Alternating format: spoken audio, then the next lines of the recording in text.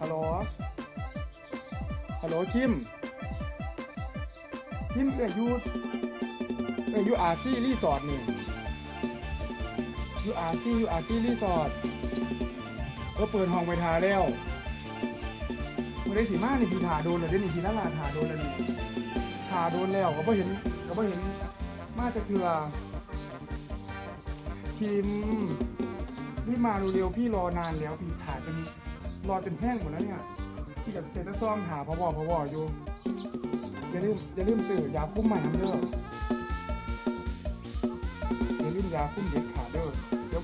ผอมมากเดี๋ยวแม่สีดาผันผอมมากแม่สีดาบ่ได้ว่าต้องมารับผิดชอบตอนนี้ว่าเอาบอพี่ว่าท่านอยากถ่องก่อนแต่งนะแม่สีดายูอาร์ซี่นี่ล่ะโอเคเอาสำนี่แหละเจอกันจุ๊บคิดถึงนะจ้าปฏิบัติ